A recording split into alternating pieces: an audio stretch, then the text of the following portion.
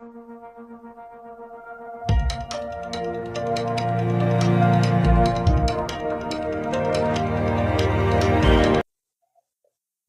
Everyone, आपका स्वागत है हमारे YouTube channel the learning loop online education platform पर। पिछली क्लास में हमने डिस्कस किया था डायोड क्या है और डायोड के प्रकारों को। आज अपन जो इलेक्ट्रॉनिक का अगला टॉपिक है वो है आपका क्या, ट्रांजिस्टर। तो अपन अब जो है ट्रांजिस्टर के बारे में डिस्कस करेंगे। तो ट्रांजिस्टर जो है वो आपके नाम से ही डिनोटेड है, ट्रांसफर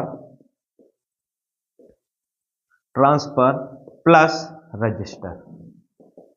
ट्रांसफर प्लस जो रजिस्टर होता है, मतलब कि ऐसी युक्ति जो क्या करता है, प्रतिरोध का क्या करता है, स्थानांतरण करता है, वो ही आपका क्या कहलाता है, ट्रांजिस्टर कहलाता है। अब जो आपके ट्रांजिस्टर होते हैं वो एक क्या होती है, 3 टर्मिनल की क्या है भाई, डिवाइस होती है। 3 टर्मिनल आपकी डिवाइस है, इसके मुख्यतः 3 टर्मिनल होते हैं। पहला जो टर्मिनल होता है वो होता है एमीटर, वो आपका क्या होता है, एमीटर। तो एमीटर आपका एक ऐसा टर्मिनल होता है जो क्या करता है, बहुसंख्यक मात्रा में क्या करता है, आवेश को क्या करता है भैया, उत्सर्जित करने का क्या करता है, कार्य करता है। मतलब बहुसंख्यक आवेश को क्या करता है, ये उत्सर्जित करने का काम करेगा, वो आपका कहलाता है टर्मिनल एमीटर। सेकंड अगर अपन इसके टर्मिनल की बात करें तो सेकंड इसका जो टर्मिनल होता है वो होता है बेस। बेस जिसको अपन आधार के रूप में जानते हैं। तो याद रखना, इसका मुख्य कार्य क्या होता है, आवेश को विपरीत करना। ये क्या करता है आपका, आवेश को क्या करता है भैया, विपरीत करने का क्या करता है भैया, कार्य करता है। तो ये आपका क्या कहलाएगा, बेस। और अगर अपन इसके तीसरे टर्मिनल की बात करें तो इसका जो तीसरा टर्मिनल होता है वो होता है कलेक्टर, जिसको अपन संग्राहक के रूप में भी जानते हैं। तो ये इसका काम जो रहता है, संग्रहित करना मतलब एकत्रित करना। तो याद रखना, ये आवेश को एकत्रित मतलब संग्रहित करने का क्या करता है, कार्य करता है। तो आपका जो ट्रांजिस्टर है उसका मतलब रहता है ट्रांसफर प्लस रजिस्टर, मतलब जो प्रतिरोध का क्या करता है, स्थानांतरण, उसको अपन बोलेंगे ट्रांजिस्टर। यह एक 3 टर्मिनल क्या होती है, डिवाइस होती है। पहला होता है अमीटर जो आवेश को सर्जित करेगा, बेस जो आवेश को विपरीत करेगा, और तीसरा जो इसका टर्मिनल होता है वो होता है कलेक्टर, जो आवेश को क्या करता है, संग्रहित करने का कार्य करता है।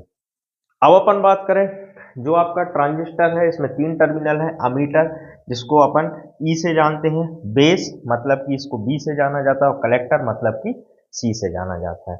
अब अगर अपन बात करें इसके आकार की, तो सबसे बड़ा जो आकार होता है वो आपका किसका होता है, कलेक्टर का, उसके बाद एमीटर का, और सबसे छोटा जो आकार होता है वो किसका होता है, बेस का होता है।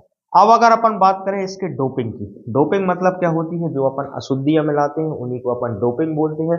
तो सबसे अधिक जो डोपिंग की जाती है वो किसमें की जाती है, एमीटर में। सेकंड नंबर पर जो होता है आपका कलेक्टर होता है, और थर्ड नंबर पर आपका क्या होता है, बेस होता है। अब याद रखना, ट्रांजिस्टर में आपके 3 टर्मिनल है, मतलब कि एमीटर, बेस और कलेक्टर। तो इन तीनों टर्मिनलों के बीच आपकी 2 संधि बनती है। 2 संधि मतलब कि इसमें 2 क्या बनते हैं, आपके जंक्शन का क्या होता है, निर्माण होता है। एक जंक्शन जो बनता है वो अमीटर और बेस के बीच में बनता है, पहला जंक्शन। और दूसरा जंक्शन जो होता है वो आपका कलेक्टर और किसके बीच में बनता है, बेस के बीच में बनता है। क्योंकि यही दोनों जंक्शनों पर ये क्या करता है, आपका ट्रांजिस्टर वर्क करता है। अब अपन बात करते हैं जो ट्रांजिस्टर के प्रकारों पर। मतलब ट्रांजिस्टर जो रहते हैं मुख्यतः आपके क्या रहते हैं भैया, 2 प्रकार के रहते हैं।